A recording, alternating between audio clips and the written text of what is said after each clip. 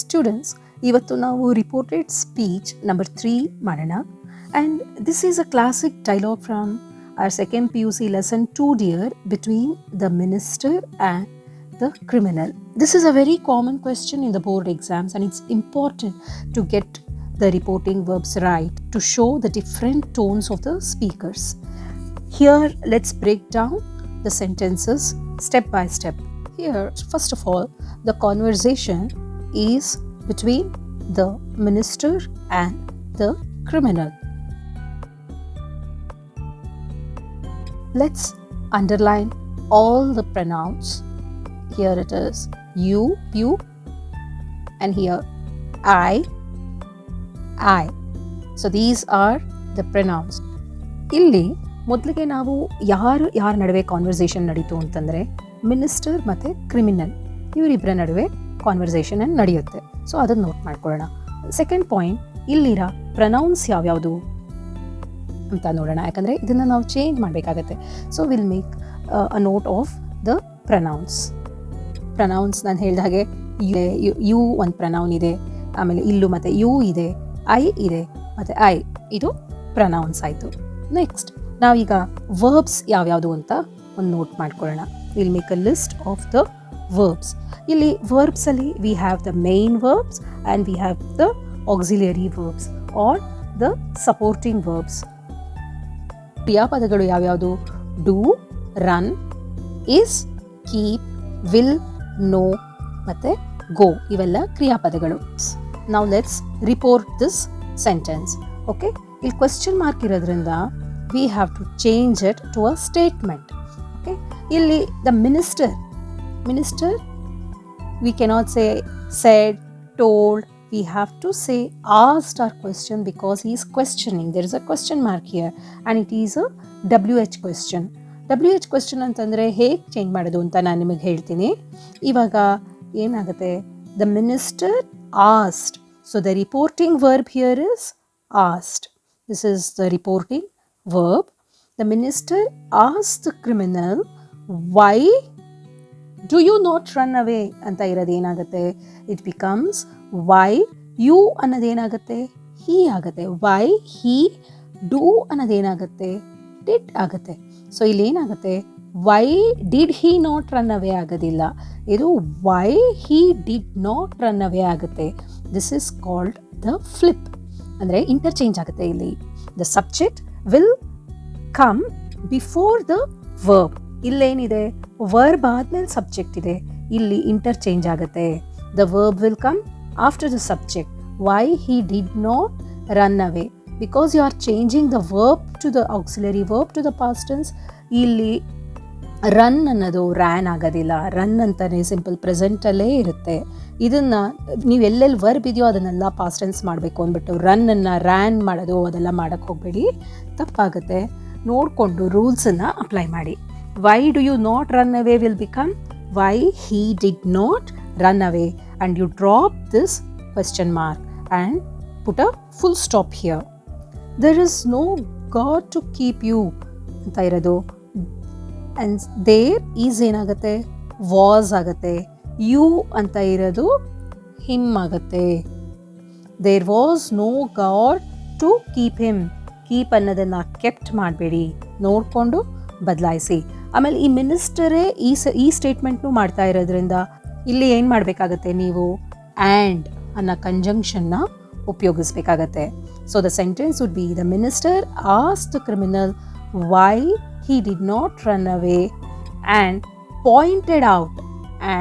Pointed out that there was no god to keep him. ಮತ್ತೆ the same minister is again saying the prince will not mind. So you can say that and there was no God to keep him, and athwa you can put a full stop and continue, or you can say and also added that prince will annadu enagutte would agutte. Okay, and the prince would not mind. Criminal ಏನು ಹೇಳ್ತಾನೆ, I know it but I have nowhere to go. ಇಲ್ಲಿ criminal 2 statement ಮಾಡ್ತಾ ಇದ್ದಾನೆ. So you have to say that ಇಲ್ಲಿ ಪ್ರಶ್ನೆಗೆ criminal ಉತ್ತರ ಕೊಡ್ತಾ ಇರೋದ್ರಿಂದ the reporting verb replied use ಮಾಡಬೇಕಾಗತ್ತೆ. The criminal replied that I ಅನ್ನೋದು ಏನಾಗುತ್ತೆ, ಹೀ ಆಗುತ್ತೆ. He knew it but added, but ಅಂತಿರೋದು, ಬಟ್ ಆ್ಯಡೆಡ್ ದ್ಯಾಟ್. ಐ ಅನ್ನೋದು ಮತ್ತೆ ಹೀ ಆಗುತ್ತೆ. ಹ್ಯಾವ್ ಅನ್ನೋದು ಹ್ಯಾಡ್ ಆಗುತ್ತೆ. Had nowhere to go. So ಇದನ್ನು ನೋಡೋಣ ಹೇಗೆ ಮಾಡೋದು ಅಂತ. ಎಕ್ಸಾಮ್ನಲ್ಲಿ ನೀವು ಹೀಗೆ ಸರ್ಕಲ್ ಮಾಡೋದು ಎಲ್ಲ ಮಾಡಬೇಡಿ. ಲಾಸ್ಟ್ ಪೇಜಲ್ಲಿ ಬೇಕಾದರೆ ರಫ್ ವರ್ಕ್ ಅಂತ ಬರೆದ್ಬಿಟ್ಟು ಅಲ್ಲಿ ನೀವು ಕ್ವಶನ್ನ ಬರೆದು ಈ ಥರ ಸರ್ಕಲ್ ಮಾಡಿ ಮತ್ತೆ ಎರಡೆರಡು ಸರಿ ಆನ್ಸರ್ ಬರೆಯೋದು ಎಲ್ಲ ಮಾಡಬೇಡಿ. ಆನ್ಸರ್ನ ರಿಪೀಟ್ ಮಾಡಿಕೊಡೋದು, ಒಂದೇ ಸರಿ ನೀಟಾಗಿ ಬರೀರಿ, ಚೆನ್ನಾಗಿ ಪ್ರಾಕ್ಟೀಸ್ ಮಾಡ್ಕೊಂಡು ಹೋಗಿ. ಇವಾಗ ನೋಡೋಣ ಹೇಗೆ ಬರೆಯೋದು ಅಂತ.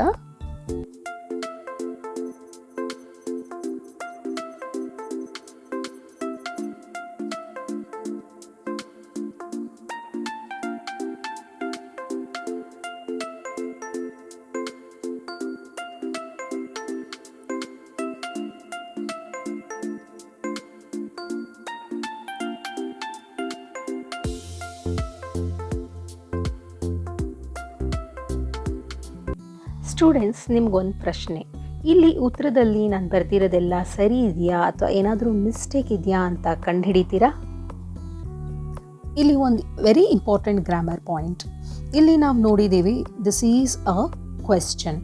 ಓಕೆ, ಈ ಕ್ವೆಶ್ಚನನ್ನು ನಾವು ರಿಪೋರ್ಟ್ ಮಾಡಬೇಕಾದ್ರೆ ಏನಾಗುತ್ತೆ, this question it becomes a statement when you are reporting. ಇಲ್ಲಿ ಕ್ವೆಶ್ಚನ್ ಮಾರ್ಕ್ ಹೋಗಿ ನೀವೇನು ಮಾಡ್ತಿದ್ದೀರಾ, ಒಂದು ಫುಲ್ ಸ್ಟಾಪ್ ಹಾಕ್ತಾ ಇದ್ದೀರಾ. ಹಾಗೆ ಕ್ವೆಶ್ಚನನ್ನು ಸ್ಟೇಟ್ಮೆಂಟ್ ಆಗಿ ಬದಲಾಯಿಸಬೇಕಾದ್ರೆ ಈ ವರ್ಡ್ ಆರ್ಡರ್ ಕೂಡ ಚೇಂಜ್ ಆಗಬೇಕು. The word order must change. ಇಲ್ಲಿ ನಾವು WH ಕ್ವೆಶ್ಚನ್ ರೂಲ್ನ ಅಪ್ಲೈ ಮಾಡ್ತೀವಿ. ಈ ರೂಲ್ ಏನು ಹೇಳುತ್ತೆ ಅಂತಂದರೆ, ದ ಹೆಲ್ಪಿಂಗ್ ವರ್ಬ್ ಯಾವ್ಯಾವುದು, do, does, did, is, are, ಇದೆಲ್ಲ ಏನಾಗುತ್ತೆ, ಇನ್ ಅ ಡೈರೆಕ್ಟ್ ಕ್ವೆಶ್ಚನ್ ಏನಾಗುತ್ತೆ, it comes before the subject. ಇಲ್ಲಿ ನೋಡ್ತಾ ಇದ್ದೀರಾ, ಡೂ ಎಲ್ಲಿದೆ, ಯುಗೆ ಮೊದಲು ಬರ್ತಾ ಇದೆ. So it comes before the subject. But in reported speech ಇಲ್ಲೇನಾಗ್ತಾ ಇದೆ, ಇಲ್ಲಿ why he did not run away. ಇಲ್ಲಿ ಇದು ಏನಾಗುತ್ತೆ ಅಂತಂದರೆ, ವೈ ಡಿಡ್ ಹೀ ಅಲ್ಲ, ಇಲ್ಲಿ ಇದು ವೈ ಹೀ ಡಿಡ್ ನಾಟ್, ಇಲ್ಲಿ ಇಂಟರ್ಚೇಂಜ್ ಆಗುತ್ತೆ. ವೈ ಯು ಅನ್ನೋದು ಇಲ್ಲಿ ಬರುತ್ತೆ, ಇದು ಇಲ್ಲಿ ಹೋಗುತ್ತೆ. This is called the flip rule. Okay, ಇದು ಫ್ಲಿಪ್ ಆಗುತ್ತೆ. ವೈ ಯು ಡಿಡ್ ನಾಟ್ ಬರೀಕೂಡ್ದು, why he did not run away ಆಗುತ್ತೆ. ಸ್ಟೂಡೆಂಟ್ಸ್, ಇಲ್ಲಿ ಒಂದು ಮುಖ್ಯವಾದ ಬದಲಾವಣೆನ ಗಮನಿಸಿ ನೀವು. ಇಲ್ಲಿ ನೀವು ಇದು ಡೈರೆಕ್ಟ್ ಸ್ಪೀಚಲ್ಲಿ ಏನಾಗುತ್ತೆ, ಇಲ್ಲಿ ಡೂ ಯು ಅಂತಂದರೆ, ಇಲ್ಲಿ ಡೂ ಅಂದರೆ ಏನು, ಇದು ಸಹಾಯಕ ಕ್ರಿಯಾಪದ. ಡೂ ಯು ಅನ್ನೋದು ಅದನ್ನು ನಾವು ವರದಿ ಮಾಡುವಾಗ, ಅಂದರೆ ರಿಪೋರ್ಟ್ ಮಾಡುವಾಗ ಏನಾಗುತ್ತೆ ಅಂತಂದರೆ, ಮೊದಲು ಹೀ ಬರಬೇಕು, ಆಮೇಲೆ ಈ ಸಹಾಯಕ ಕ್ರಿಯಾಪದ ಬರಬೇಕು. ಓಕೆ, ಡೂ ಅನ್ನೋದು ಪಾಸ್ಟ್ ಟೆನ್ಸ್ಗೆ ಬದಲಾಗುತ್ತೆ, ಅದು ಡಿಡ್ ಅಂತ ಆಗುತ್ತೆ. ಹಾಗಾಗಿ ಕೊನೆಯಲ್ಲಿ ಪ್ರಶ್ನಾರ್ಥಕ ಚಿಹ್ನೆ ಅಂದರೆ ಕ್ವೆಶ್ಚನ್ ಮಾರ್ಕ್ನ ನಾವು ಹಾಕಬಾರ್ದು. ಯಾಕಂದರೆ ಇದು ಒಂದು ಸಿಂಪಲ್ ಸೆಂಟೆನ್ಸ್, ಒಂದು ಸಾಮಾನ್ಯ ವಾಕ್ಯವಾಗಿ ಬದಲಾಗುತ್ತೆ. ನಿಮಗೆ ಈ ಪ್ರಶ್ನೆನ ರಿಪೋರ್ಟೆಡ್ ಸ್ಪೀಚ್ ಆಗಿ ಬದಲಾಯಿಸೋದಕ್ಕೆ ಗೊತ್ತಾಯಿತು ಅಂತ ನಾನು ಅಂದ್ಕೊಂಡಿದ್ದೀನಿ. ಏನಾದರೂ ಡೌಟ್ಸ್ ಇದ್ದರೆ ನನಗೆ ಕಮೆಂಟ್ ಸೆಕ್ಷನ್ನಲ್ಲಿ ತಿಳಿಸಿ. ಮುಂದಿನ ವಿಡಿಯೋಸ್ನಲ್ಲಿ ನಾನು ಮತ್ತಷ್ಟು ಎಕ್ಸಾಂಪಲ್ಸ್ ಜೊತೆ ಸಿಗೋಣ. ನೀವು ಈ ಚಾನೆಲ್ನ ಸಬ್ಸ್ಕ್ರೈಬ್ ಮಾಡಿ ಹಾಗೂ ನಿಮ್ಮ ಫ್ರೆಂಡ್ಸ್ ಜೊತೆ ಶೇರ್ ಮಾಡಿ ಹಾಗೂ ಲೈಕ್ ಕೊಡೋದಕ್ಕೆ ಮರಿಬೇಡಿ. Thank you.